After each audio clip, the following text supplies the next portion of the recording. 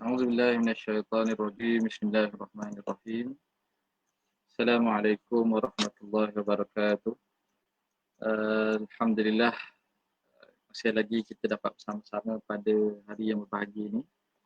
Kepada para penonton yang mengikuti siaran langsung diskusi buku IHC pada tengah hari atau petang yang berbahagia ini, dalam diskusi kita yang seterusnya iaitu perbincangan ataupun diskusi bertajuk Al-Kharitah As-Siyasiyah As-Sira' Baina Marakizil Quwa Fi Madiziyah, ataupun dalam bahasa Melayunya peta politik dan konflik di antara parti-parti politik di Malaysia. Kiranya tuan-tuan dan puan-puan menyaksikan, menonton sesi live ini, mohon untuk komen lah sama ada clear atau tidak, dengar ke atau tak jelas, supaya saya boleh memperbaiki dahulu sebelum kita mulakan sesi kali ini. Jadi mohon jasa baiklah yang sedang menonton, yang sedang di atas talian sekarang, boleh tak kalau komen dulu sama ada dengar atau tak dengar, jelas atau tidak, sebelum saya nak meneruskan perbahasan ataupun perbincangan kitab kita pada petang ini.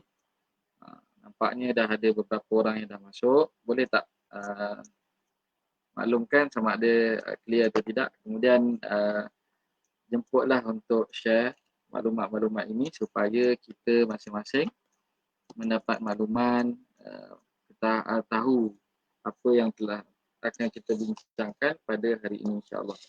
Hari ini insyaAllah kita akan teruskan perbincangan pada bab yang seterusnya, yang saya kira agak penting dan tidaklah begitu lama, around dalam 20 tahun ke belakang kita akan lihat, khususnya bagaimana krisis-krisis politik yang berlaku, khususnya yang memberi kesan kepada perkembangan Islam lah.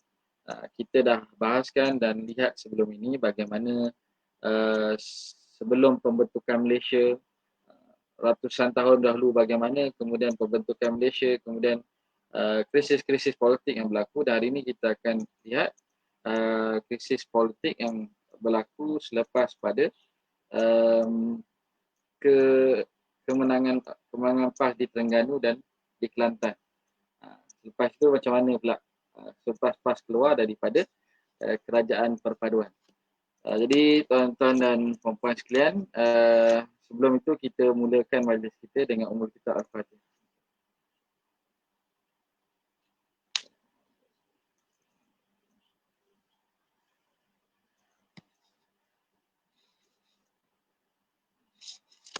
Alhamdulillah, kita bersyukur pada Allah masih lagi kita diberi ruang untuk sesi diskusi buku Ayah Cik ataupun Tuan Guru Datuk Seri Tuan Guru Haji Abdul Hadi Awang, yang merupakan Presiden PAS, mantan Naib Presiden Naib Ketua kepada Kesatuan Ulama Muslimin Sedunia, dan juga sekarang merupakan Duta Khas ke Timur Tengah.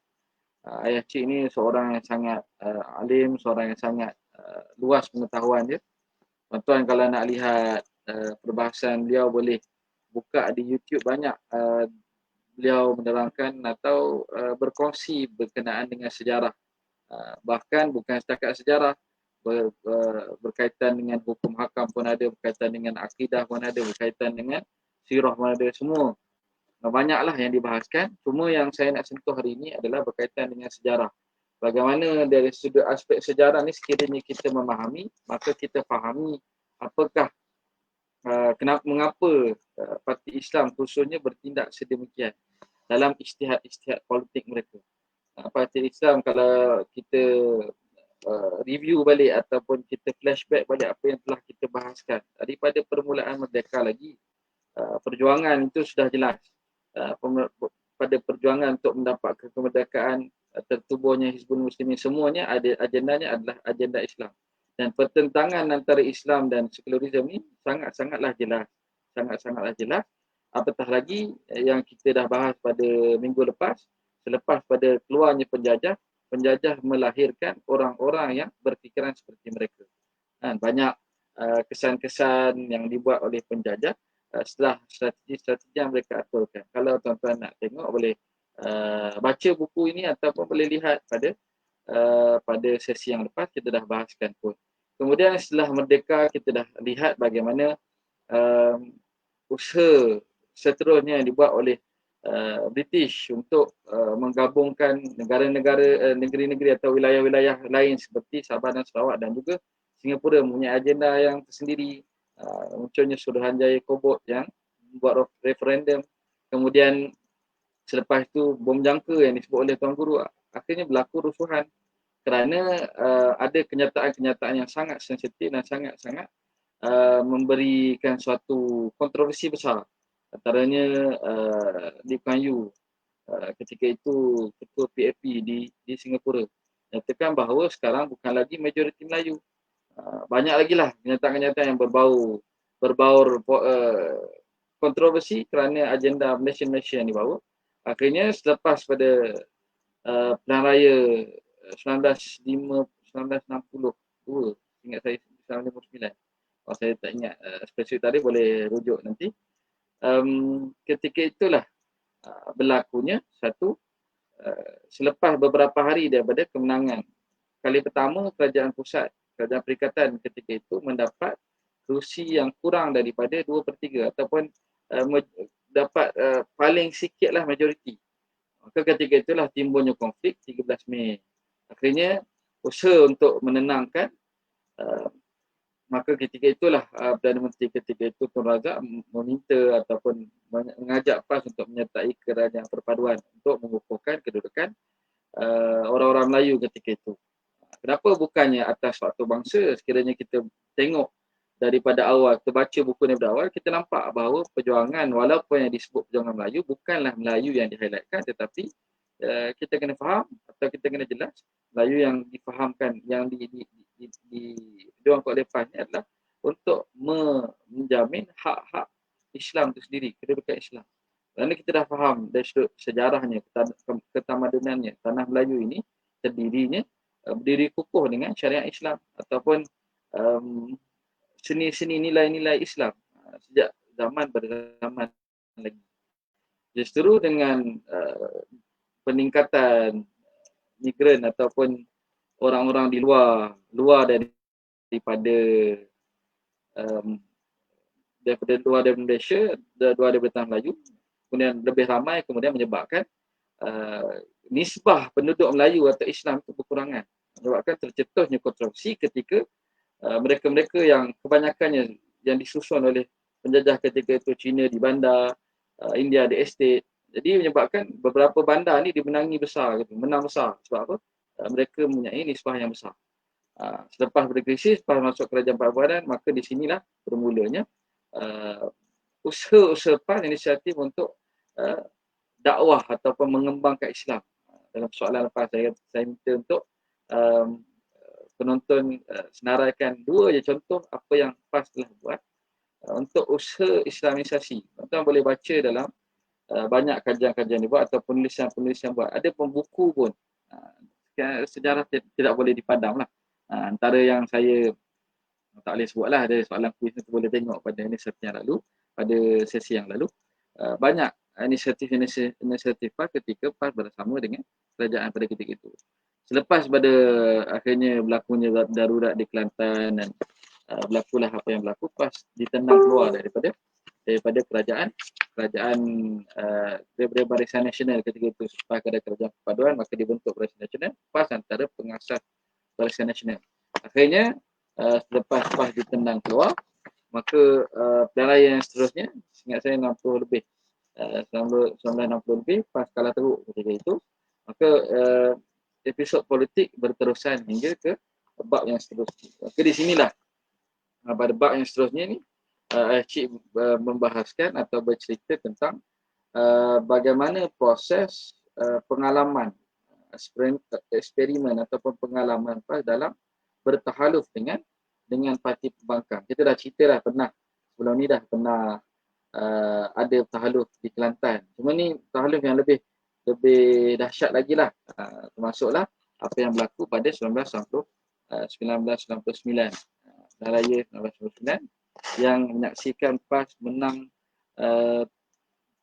di Kelantan dan Terengganu dan mendapat kursi parlimen terbesar. Seingat saya 27. Itu antara yang terbesar lah sehingga ke hari ini. Hasil daripada tahaduf pada tahun 2019-99. Sedang penonton dikasihi oleh Allah sekalian. Bab yang seterusnya iaitu tajarub at-tahallufat bainal mu'aradah.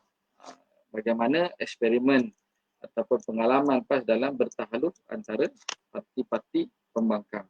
Di sinilah kita dah cerita bagaimana saat PAS dikeluarkan daripada Barisan Nasional ketika mana Tun ataupun Dr. Mahathir sebagai Perdana Menteri. Dan ketika itu berlakunya kebangkitan Islam, Sohah Al-Islamiyah dengan selepas pada PAS sebagai pemerintah ataupun sebagai kerajaan usaha dakwah, maka mulanya perkembangan kebangkitan Islam. Bagi mengimbangkan perkara ini, maka Mahathir Dr. Mahathir telah melantik Anwar Ibrahim sebagai anggota, menjemput Anwar untuk masuk ke UMNO, masuk dalam UMNO. Masa itu Anwar sebagai Presiden ABIM. Kita cerita bagaimana ABIM tidak bersetuju, akhirnya menjadi sebab kepada perpecahan. ABIM itu sendiri berpecah, termasuklah tertubuhnya ABIM Perlis menjadi haluan dan sebagainya lah. Itu cerita sejarah lah. Tapi apa yang kita nak sebutkan adalah yang disebutkan Tuan Guru pada bab yang lepas, pertentangan kuat antara Islam, antara parti Islam dengan sekularis, termasuklah dengan kerajaan lah. Dr. Mahathir sangat, ketika pemerintahannya sangat keras dengan PAS lah. Antaranya kita boleh tahu peristiwa Memali dan peristiwa lain seperti peristiwa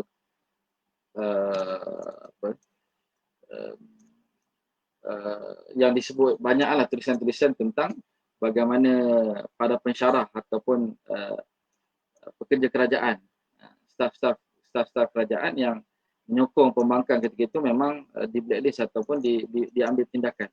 Banyaklah buku-buku yang ditulis oleh para pengkritik tegar Dr. Mahathir. Dr. Mahathir ni masa mula-mula naik orang agak dia positif, dia bawa satu perubahan, tapi akhirnya lepas orang tahu betapa kerasnya Dr. Mahathir dalam enforce kepada pembangkang, termasuklah sekatan terhadap media cetak. Banyaklah yang tu kita boleh baca dalam pelbagai buku dan juga kajian dibuat. Dalam bab yang dibahaskan ini disebutkan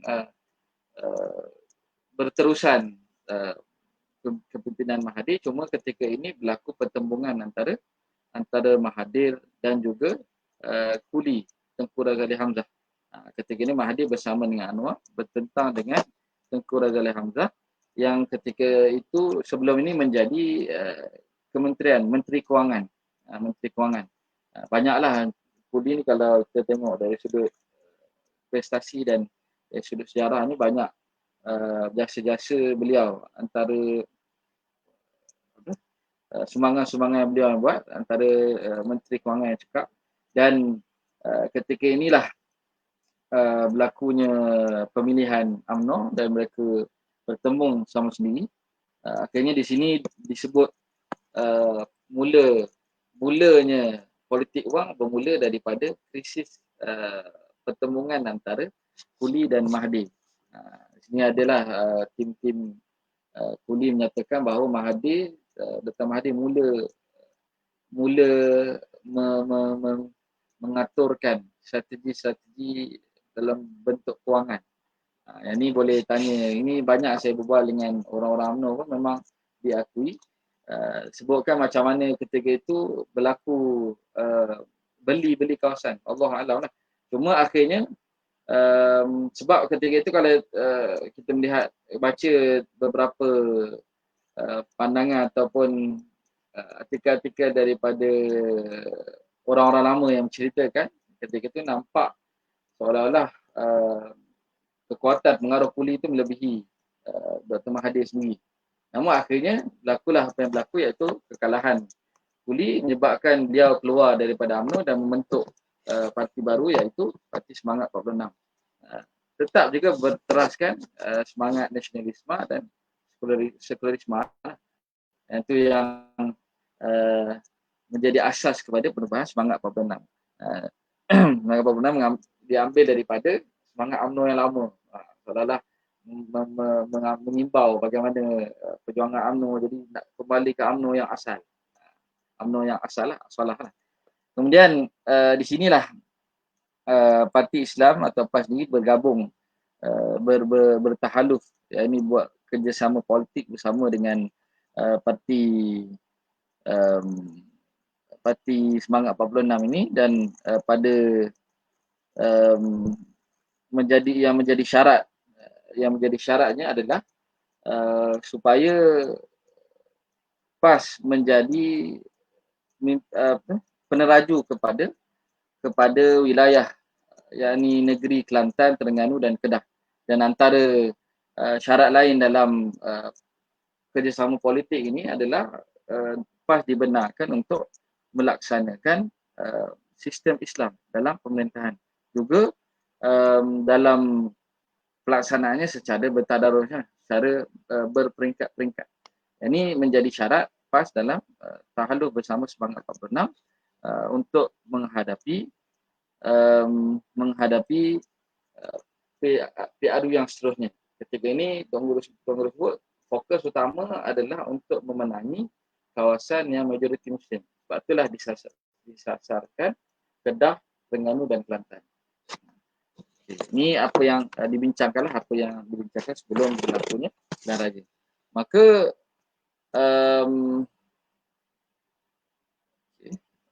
seterusnya, selepas pada namun di peringkat parlimen berlainan pula. Jadi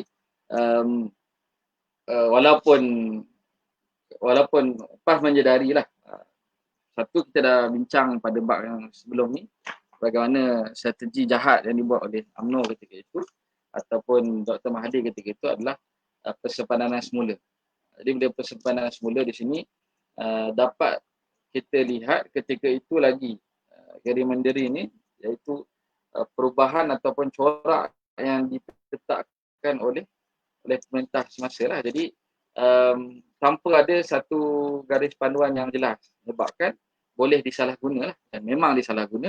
Kita lihat sehingga ke hari ini kerusi-kerusi DUN dan parlimen khususnya di negeri-negeri yang majoriti Melayu Islam, kita lihat dia agak sedikit berbanding dengan tempat-tempat bandar-bandar yang mempunyai masyarakat yang berbilang kaum. Kita tengok contoh di Kelantan, di Johor, di Terengganu. Kelantan dengan Terengganu lah khususnya, negeri yang besar, penduduk yang ramai, tapi satu parlimen tu boleh cecah puluhan atau ratusan ribu. Sangat-sangat tidak seimbang. Sangat-sangat tidak seimbang dengan keluasan. Sepatutnya mengambil kira faktor bilangan dan keluasan juga dalam membahagi-bahagikan kawasan-kawasan parlimen dan DUN. Ini boleh baca dalam artikel-artikel kritikan yang diberilah, terutama ketika Pakatan Harapan dulu lah yang mengkritik, namun singkari tidak ada perubahan lah, walaupun sudah 2 kali perubahan kerajaan. Jadi apa yang disebutkan menyebabkan walaupun fokus PAS ataupun fokus kita pada negeri majoriti Melayu, tetap juga dari sudut parlimen kita tidak mendapat kekuatan yang signifikan. Tidak mendapat kekuatan signifikan. Di sini Dr. Guru sebut pengalaman yang kita atau pengajaran yang kita dapat lah. Nombor bilangan sekiranya difokuskan kepada kursi-kursi tertentu, maka dia agak tidak signifikan untuk mendapat kursi di peringkat pusat. Dan akhirnya pada pilihan raya pada 1990, strategi yang dibuat itu mendapat kejayaan di Kelantan. Lepas mendapat majoriti besar di Kelantan, 2/3, kemudian majoriti mendapat kursi yang banyak juga di Terengganu dan Kedah, walaupun tidak mendapat kesempatan untuk mentadbir kerajaan negeri Terengganu dan Kedah. Kedah dan Terengganu tak jatuh, tapi tetap mendapat kursi yang banyak lah di wilayah berikut. Dan kemudian di sinilah PAS melantik Tok Guru Aziz. Bagaimana diceritakan, Tok Guru cerita masa tu orang jumpa ataupun wakil PAS berjumpa dengan Tok Guru, nak minta Tok Guru masa tu mengajar lagi. Ingat saya orang cerita Tok Guru masa mengajar di Mahat Muhammadiyah. Jadi cikgu, orang suruh dia bertanding mula-mula. Dia tak nak, tapi atas arahan dia pula bukan ketua Dewan Ulama PAS Pusat. Akhirnya dia akur untuk bertanding dan bertanding akhirnya diminta untuk menjadi Menteri Besar. Dia tolak mula, dia kata hamba speaker cukup dah. Jadi speaker pun cukup dah. Speaker Dewan. Tapi akhirnya atas arahan maka Tok Guru Ni Aziz bersetuju dan memikul amanah sebagai Menteri Besar Kelantan yang seterusnya, yang barulah daripada PAS.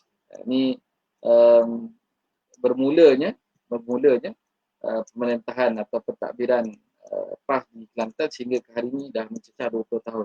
Di sinilah banyak inisiatif yang dibuatlah oleh Kerajaan Negeri Kelantan. Kita menyaksikan daripada dulu Tuan Guru memperkenalkan dasar membangun bersama Islam. Ketika itu Islam ni kita bila kita tengok, kita nak ukur pencapaian tu, kita kena lihat juga dari sudut perspektif perkembangan Islam ketika itu. Adakah betul-betul semangat Islam tu dah terbentuk?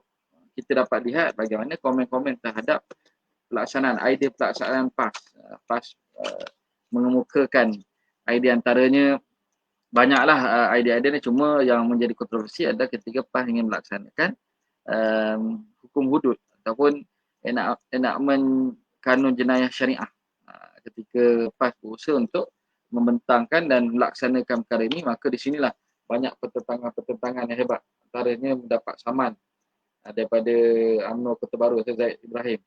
Antaranya adalah konflik dengan Dr. Mahathir juga. Cuma kita nak fokus di sini dulu tentang bagaimana takbiran Tuan Guru ini banyak inisiatif yang dibuat sehingga ke hari ini. Cuma mungkin ramai yang tidak tahu atau tahu, Allah Alam lah. Antaranya Tuan Guru cerita selalu dalam kuliah-kuliah beliau, ketika saya sendiri menghadiri kuliah Jumaat, Tuan Guru selalu cerita antara inisiatif perkara pertama dibuat adalah dia memindahkan semua kewangan-kewangan kerajaan daripada bank konvensional ke bank Islam. Masa tu bank Islam sahaja yang ada. Dia pakar ekonomi kata benda tu tak bagus, tak strategik. Sebab apa? Sebab fokus pada satu bank. Tapi Tuan Guru kata sebab Tuan Guru yakin bahawa memang sistem kewangan yang berasaskan riba ini adalah satu benda yang haram dan tidak ada keberkatan. Maka Tuan Guru bertekad dan akhirnya hasil daripada kesukaan kerajaan negeri itu menaikkan demand. Naik demand, maka di sinilah menjadi titik besar kepada perkembangan perbankan Islam sendirilah. Bila mula banyaknya demand, maka supply pun semakin banyak. Semakin banyak permintaan. Dan banyaklah inisiatif, antaranya Tuan Guru banyak juga inisiatif yang Kelantan buat mendapat perhatian dan dilaksanakan juga di peringkat pusat. Antaranya Tok Guru saya sebut dalam nak bina rumah mesti, walaupun rumah mampu milik, mesti ada 3 bilik. Mengambil iktibar, mesti ada untuk ibu bapa, menghasilkan ibu bapa dan anak lelaki dan anak perempuan. Akhirnya dilaksanakan dan diambil juga di peringkat pusat. Rumah-rumah mampu milik dibuat 3 bilik. Antara lain Tok Guru pelaksanaan di peringkat Kelantan, cuti Sabtu Ahad, cuti bersalin, apa lagi, Ar-Rahnu. Ini antara inisiatif atau kesungguhan Kerajaan Negeri Kelantan, pentadbiran almarhum Tuan Guru Ni Aziz, dan diteruskan sehingga hari ini. Kita boleh tengok antara usaha ini, skim Al-It'am, beri makan kepada orang miskin, skim pusat, antara inisiatif yang dibuat oleh Kerajaan Negeri Kelantan, Majlis Perundingan Wanita Kelantan, Pusat Pembangunan Wanita Kelantan. Ini semua nampak macam seolah-olah PAS mengenepikan wanita begitu contoh. Tapi sebenarnya inisiatif ini dibuat. Ada pusat khas untuk kemahiran dan kerohanian wanita. Maksudlah ada penghulu-penghulu wanita di Kelantan. Cuma benda-benda ni mungkin tidak diketahui oleh ramai pihak lah. Apatah lagi PAS dipotret sebagai satu negeri yang mundur dan sebagainya. Dan kita kena lihat juga di sini diceritakan bahawa kejayaan Tuan Guru Ni Aziz khususnya dan diteruskan oleh Fadil Ustaz Datuk Ahmad Yaakob mengekalkan Kelantan bersih, bebas daripada rasuah ataupun tuduhan rasuah. Ini sehingga ke hari ini Kelantan Tok Guru sendiri dan diteruskan oleh Datuk Mat Yaakob, datanglah bila 24 jam untuk buat siasatan sekiranya ada berlaku salah guna kuasa. Di sinilah menunjukkan bahawa dasar yang diperkenalkan oleh Tuan Guru Nik Aziz, dasar mas'uliyah, ubudiyah, mas'uliyah itqan, umi, ubudiyah kehambaan, mas'uliyah pertanggungjawaban, dan itqan, profesional ataupun committed. Menunjukkan ketiga-tiga dasar ini diterapkan dalam kerajaan negeri dan alhamdulillah berhasil dari sudut tidak ada kes-kes yang melibatkan salah guna kuasa atau rasuah. Cuma ada kes-kes kontroversi itu dijawab dengan fakta dan maklumat-maklumat yang diberikan oleh kerajaan negeri. Antara lain disebutkan di sini ketika permulaan pentadbiran Tuan Guru Nik Aziz, beliau PAS mula-mula pendirian PAS terhadap arak dan judi ketika ni. Maka PAS mengambil keputusan untuk bertemu dengan ketua-ketua agama lain. Sehingga hari ini kerajaan PAS pusat mempunyai hubungan rapat dengan pondok-pondok, khususnya itu memang mempunyai perhatian khusus. Sehingga PAS ada pusat pembangunan pondok Kelantan. Dan juga ada perundingan antara ketua-ketua agama ini. Ketika itu Tuan Guru Nik Aziz berjumpa dengan ketua-ketua agama minta pandangan tentang arak dan judi. Ketika inilah mereka memberi pandangan bahawa arak memang mereka boleh minum arak halal dalam agama mereka, cuma judi memang tidak dibenarkan. Maka di sinilah PAS ketika itu kerajaan negeri sehingga sekarang pun ada kuasa dari sudut memberi lesen untuk kerajaan tempatan. Maka PAS di sinilah menghalang apa sahaja jenis bentuk syarikat judi dan membenarkan kedai-kedai tertentu untuk non-Muslim sahaja untuk menjual arak bagi kebebasan agama mereka. Ini menunjukkan bahawa PAS sangat menjamin keadilan bangsa lain. Kerana sosial di Kelantan juga ada bangsa lain seperti China dan India. Dan kita pun tahu di Kelantan ada patung yang besar, patung Buddha yang besar di tempat. Kalaulah PAS ni ekstrim, PAS ni satu parti yang sangat ganas, tentunya PAS tidak membenarkan perkara itu berlaku. Namun sehingga ke hari ini, molek-molek ada kata-kata. Maksudnya, dasar PAS untuk memberi keadilan kepada semua itu telah terbukti sehingga ke hari ini. Dan di sinilah kata Tuan Guru menunjukkan bahawa dasar yang dibawa oleh Islam, iaitu ketika seorang itu bertakwa lah, dia merupakan seorang pemimpin yang baik. Menunjukkan bahawa tidak ada pertentangan antara agama Islam dan juga kepimpinan negara sekalipun. Yang ini yang diperangi ataupun tidak dipersetujui oleh golongan-golongan sekular. Kerana mereka melihat bahawa agama itu adalah candu, agama itu adalah sesuatu yang menyebabkan seorang itu akan jadi buta, menyebabkan tidak ada keadilan lagi. Ini berbeza dengan Islam kerana terbukti bahawa dalam pemerintahan orang-orang yang bertakwa ini, Tuan Guru Nik Aziz, ataupun kita beri contoh yang lebih hebat, Umar Abdul Aziz, Umar Al-Khattab, mereka ni beriman dan mereka ni sangat adil kerana adil itu adalah salah satu tanggungjawab agama. Ini berbeza dengan orang-orang sekular yang mereka ni mengagung-agungkan pemisahan antara agama dan politik, tapi akhirnya krisis-krisis politik, skandal-skandal kewangan tetap juga berlaku kerana mereka bukan dapat politik dengan adanya dosa pahala. Kemudian usaha-usaha yang banyak dilakukan, antara yang menjadi kontroversi diceritakan di sini adalah ketika PAS mengambil keputusan untuk melaksanakan hukum hudud di Kelantan. Banyaklah usaha, antaranya PAS memang daripada awal lagi nyatakan komitmen untuk melaksanakan syariat syariah, dan antara sebahagian syariahnya adalah pelaksanaan hudud. Syariah yang dipahami oleh PAS bukan hudud saja. Ramai yang salah faham, mengatakan PAS melihat syariah di Kelantan hanya hudud. Buktinya PAS cuba melaksanakan apa saja yang boleh. Kita lihat bagaimana Tuan Guru mengalihkan kewangan kepada pemikat Islam, cubaan untuk memperkasakan sistem Ar-Rahnu di bawah kerajaan negeri Kelantan ini di peringkat kewangan Islam. Peningkatan dari sudut pertanian sehingga dibuat tema khusus, iaitu bertani satu ibadah. Satu apa lagi, memperkenalkan cuti bagi wanita yang kematian suaminya, iaitu cuti ihdad bagi pegawai kerajaan. Menetapkan polisi bagi bagi perumahan mestilah mempunyai 3 bilik. Ini contoh bagaimana pelaksanaan Islam yang mengambil kira bukan sahaja pada undang-undang Islam saja. Cuma undang-undang juga sebahagian daripada tentang Islam. Maka PAS cuba melaksanakan perkara ini. Antaranya disebut di sini PAS membentuk satu tim dalam kalangan para ulama dan juga para pakar. Masuklah academician disebut sini untuk membentuk satu undang-undang yang boleh dilaksanakan. Macam mana nak melaksanakan hudud mengikut lunas perundangan negara. Inilah ada dua lah, antaranya ingat saya perkara 72. Saya pun tak berapa nak bukanlah pakar dari sudut perkara ini, cuma ada dua pilihan atau sebut satu perkara 72 yang menyentuh pengikut dan satu lagi inisiatif yang dibuat hari ini iaitu dengan meminda Akta 355. Jadi tak apa, kita akan bahas kemudian. Cuma di sinilah ketika usaha ini dibuat, maka mendapat tentangan daripada pelbagai pihak. Mendapat tentangan pada pelbagai pihak. Guru juga dicerita di sini bahawa selepas pada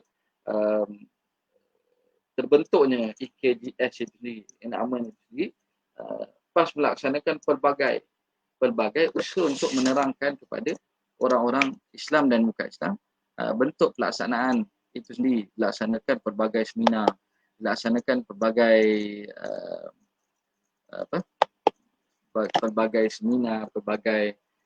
nadwa, bengkel dan dialog bagi menerangkan perkara ini. Termasuklah PAS juga menulis, para ulama PAS juga banyak menulis buku-buku bagi menerangkan berkenaan hukum-hukum hudud ini bagi pelaksanaannya di Malaysia. Antaranya yang ditulis oleh Tuan Guru Haji Abdul Hadi Awang sendiri, kemudian Ustaz Dr. Mahfuz Muhammad pun ada menulis berkenaan dengan hukum pelaksanaan hukum hudud ni. Saya antara contoh-contoh buku yang ada. Sebentar lagi kita akan bacakan. Banyak buku-buku yang ada sebagai penerangan. Menunjukkan PAS juga bukan sekadar melaksanakan, tetapi ada juga usaha untuk memberikan penerangan. Namun akhirnya menjadi satu konflik apabila Mahathir menghantar satu surat. Adalah kita boleh review secara terperinci pada 1994 lah. Akhirnya PAS atau Kerajaan Kelantan tak berjaya untuk melaksanakan enakmen jenayah syariah ini, walaupun telah dipersetujui peringkat negeri dan telah diluluskan peringkat Dewan Undangan Negeri Kelantan. Saya baca ini antaranya buku-buku yang ditulis oleh Dr. Ahmad Kamarudin Hamzah, Hukum Islam di Malaysia, Prof. Ahmad Ibrahim pada 1992 pada menulis Ke Arah Kefahaman Hudud oleh Tuan Guru Haji Atufullah Yaakob, Mengenal Hukum Hudud Dr. Wahbah Zuhaili diterima oleh Ustaz Yusof Zaki, dan pelbagai lagi lah yang ditulis bagi menerangkan perkara ini. Namun hasilnya pada 1994, Julai 1994, ditolak Dr. Mahathir atau Perdana Menteri itu menolak dan dijawab oleh Tok Guru Haji Abdul Hadi Awang dengan satu buku, iaitu Isu Hudud Abdul Hadi Jawab Mahathir. Ini menjawab satu persatu dakwaan tohahan yang diutarakan oleh Tun ataupun pada hulunya Dr. Mahathir. Dan sehinggalah berkekalanlah kemenangan itu sehinggalah ke episod seterusnya pada 1998 dan 1999. Pada 1998 inilah kita semua tahu krisis yang berlaku dalam UMNO, krisis yang berlaku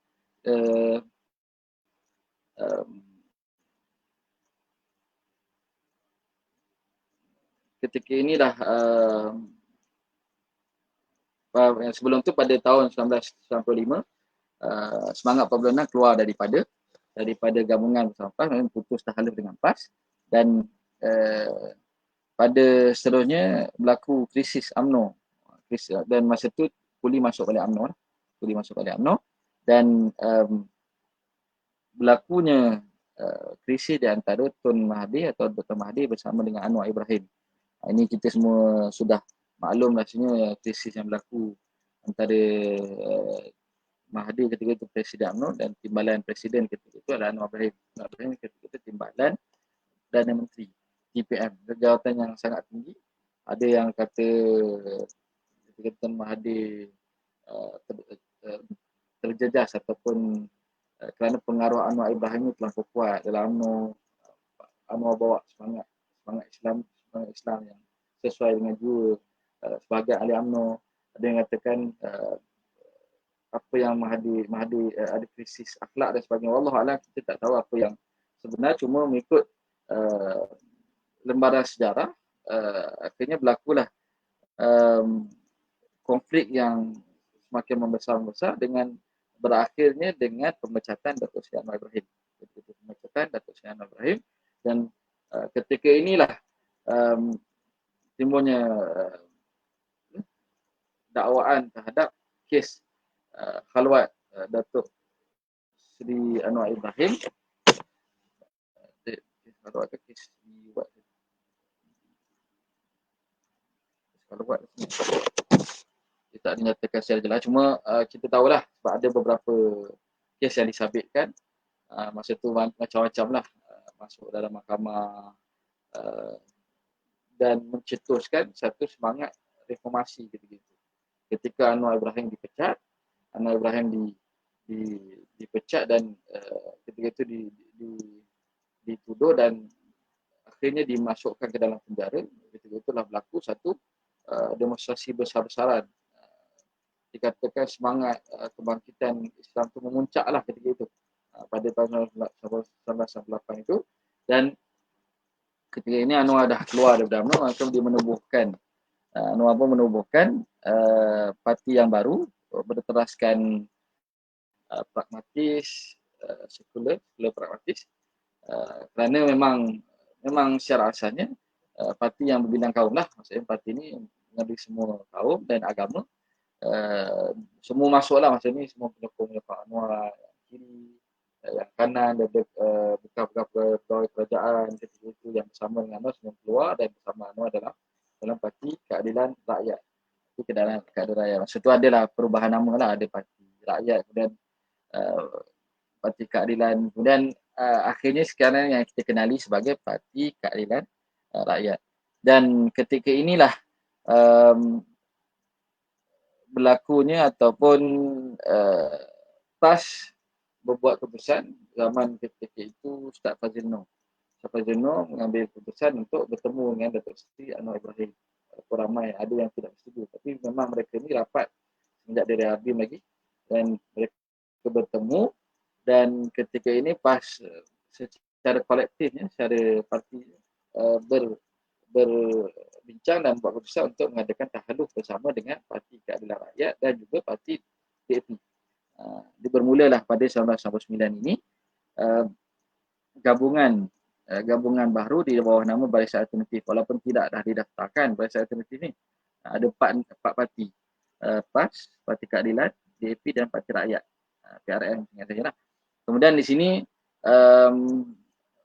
berlakunya pilihan raya pada 1999, maka ketika inilah PAS mendapat kemenangan yang besar di peringkat Parlimen 27 kursi, dan di peringkat negeri pun PAS dapat dua negeri jatuh. Dua negeri PAS menang iaitu di Kelantan dan Terengganu. Kelantan negeri yang banyak, namun di Terengganu juga PAS dapat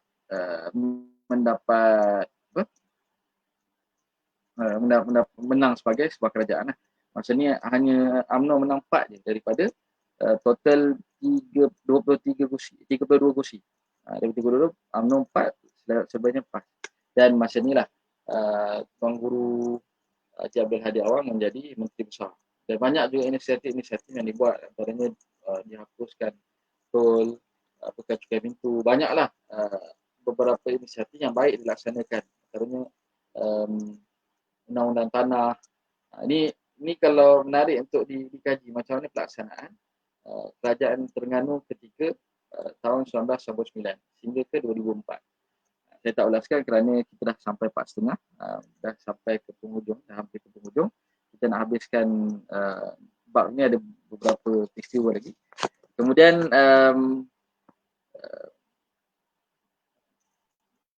Pilihan Raya 1999 menyaksikan PAS mendapat 27 kursi, Keadilan dapat 5 kursi dan DAP mendapat 10 kursi. 10 kursi dan ini meningkatkan pengaruh pembangkang ketika itu. Ke di sinilah kita dapat saksikan pada 2001. 2001 ketika ini selepas pada pilihan raya berlakunya krisis antara PAS dan DAP. PAS dan DAP tidak bersetuju dengan idea kerana PAS ini membawa idea negara Islam. Memang kalau kita tengok berita memang sehingga hari ni ada, tuan-tuan boleh search Google, ada berita-berita macam kini, berita-berita portal-portal lain pun ada bagaimana DAP buat keputusan bermesyuarat, akhirnya mereka memutuskan untuk keluar daripada barisan alternatif kerana PAS meneruskan dengan idea negara Islam. Maka DAP mengambil keputusan untuk keluar daripada barisan alternatif. Ini menunjukkan bahawa memang ada perbezaan yang besar antara PAS dan DAP lah. Bukan maksudnya selama ini tidak boleh bekerjasama, cuma dasar mereka yang berlainan. Dasar DAP yang bawa Malaysia, bawa agenda liberal dan sekular, dan PAS membawa agenda agama yang maksud sistem cara hidup. Ini menyebabkan pertemuan yang akhirnya tidak membawa kepada suatu keharmonian pada ketika PAS dan barisan alternatif pada 1999. Kemudiannya disebut di sini keluarnya DAP dalam barisan alternatif dan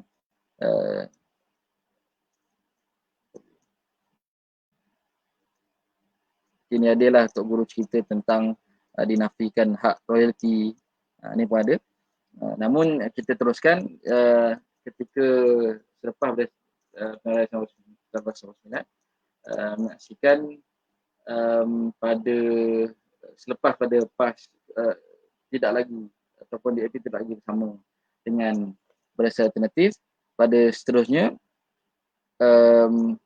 berlakunya pilihan raya yang ke 2004. Di sinilah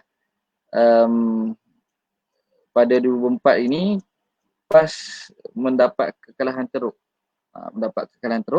Hasil daripada kesan daripada proses islamisasi. Maksudnya Pak Lah lah.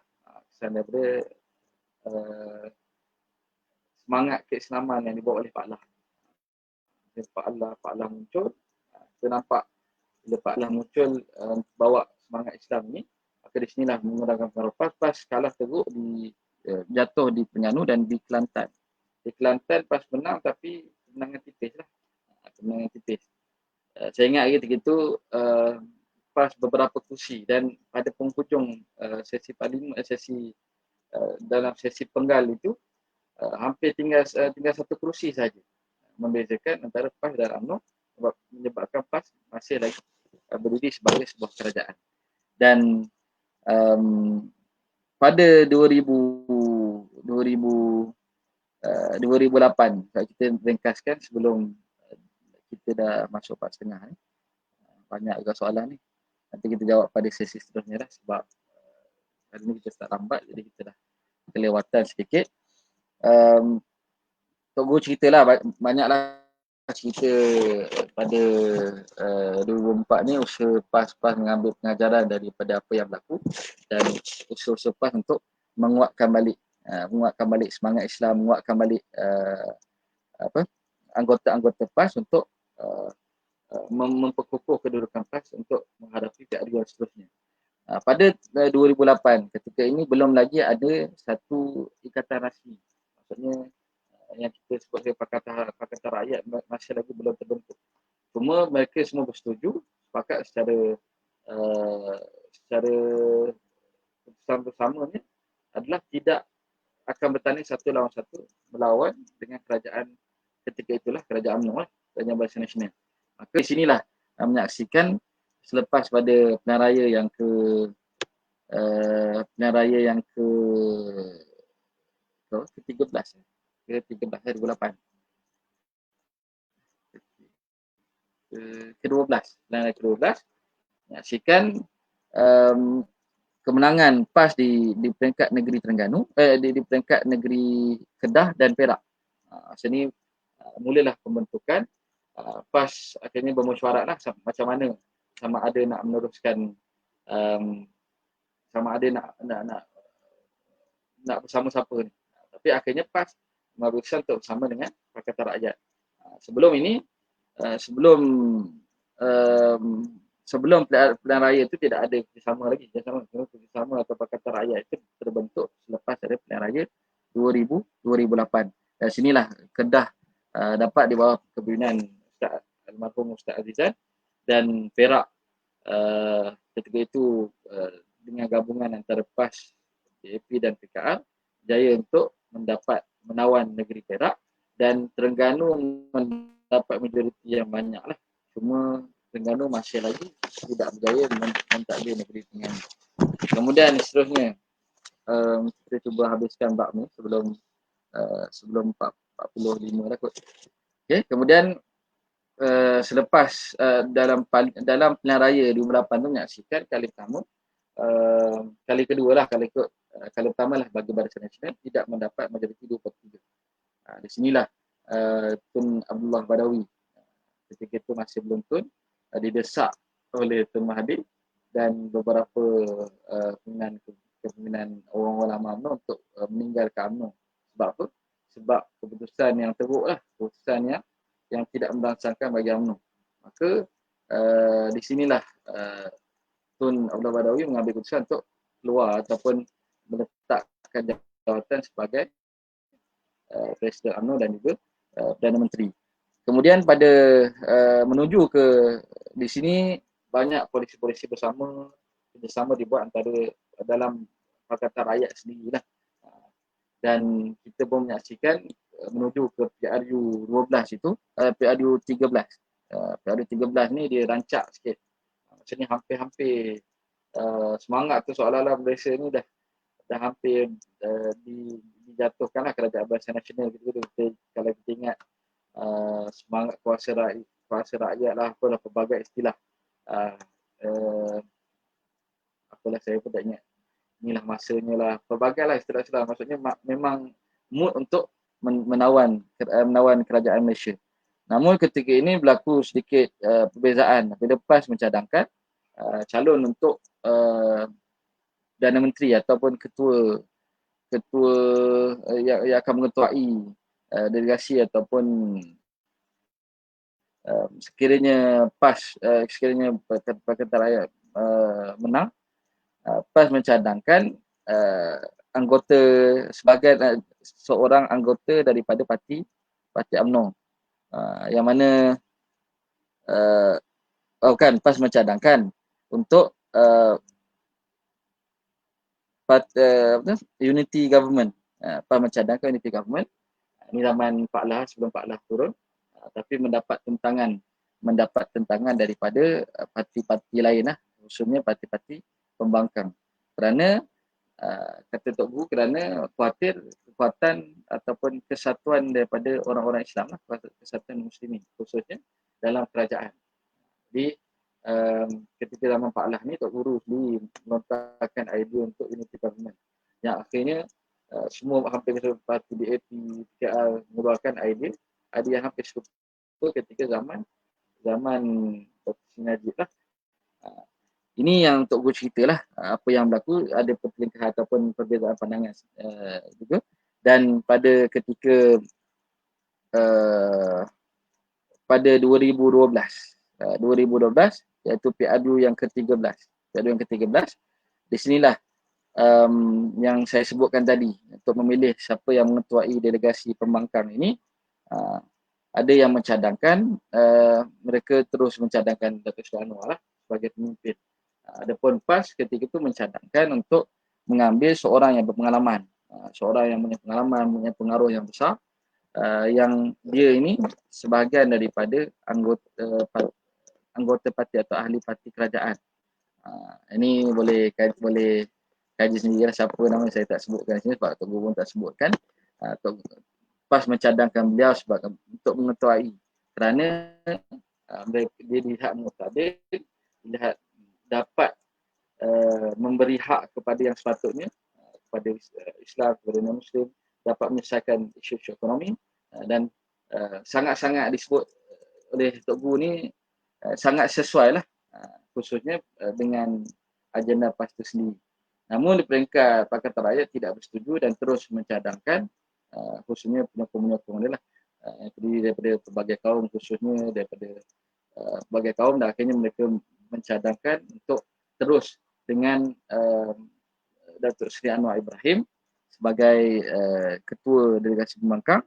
Dan di sinilah pada PRU yang ke-13 menyaksikan kekalahan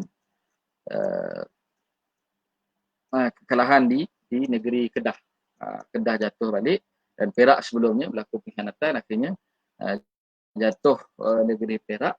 Dan juga krisis ini berpanjangan lah, krisis yang kita cerita dalam Pakatan Rakyat.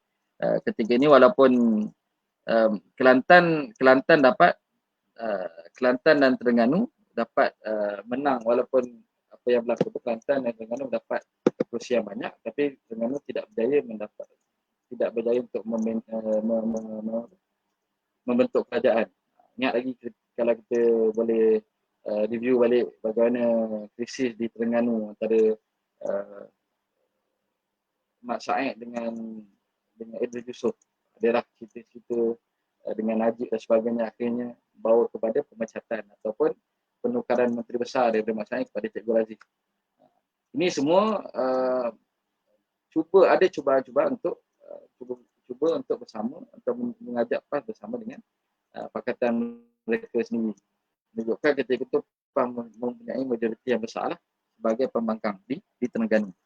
Namun kerajaan negeri Terengganu diperintah oleh UMNO berterusan sehinggalah ke akhir PRU ke PRU 14. Dan kita pun dah tahu akhirnya berlakulah krisis politik yang besar sebelum PRU 14 menyebabkan berlakunya perpecahan dalam PAS sendiri, yang mana mereka ini kita semua tahu krisis yang berlaku dalam utama ingat saya tahun 2015 ketika nampak sangat pertikaian antara AJK Pusat ketika itu sebelum itu, dan Isytihad yang cuba dibawa oleh Malaysia Shura dan juga Tuan Guru Datuk Seri Tuan Guru Presiden kita. Itu adalah saya pun tak niat untuk menceritakan secara detail. Cuma cukuplah kita faham krisis itu menyebabkan berlaku perpecahan dan berlaku juga perpecahan antara dengan membuat keputusan untuk kita meninggalkan pakatan rakyat lah. Sebenarnya yang benarnya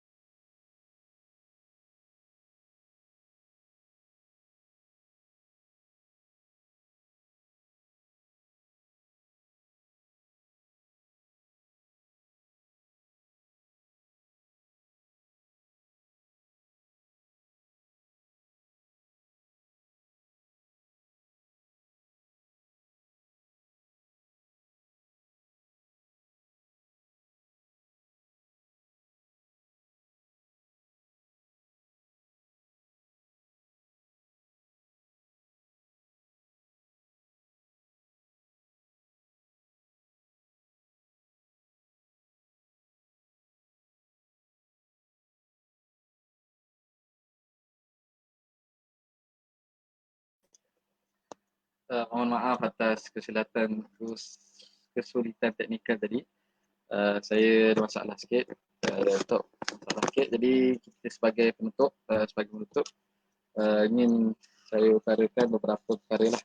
Pengajaran yang kita boleh lihat perjalanan parti Islam dan khususnya politik Malaysia sehingga ke tahun 2012, 2018 sehingga ke 2014 lah. Dan yang terakhir, soalan untuk minggu ni, bagi yang ingin ingin menjawab soalan kuis terkumpul, bolehlah mengambil soalan ni, iaitu soalannya adalah apakah faktor, saya rujuk pada soalan yang diberikan.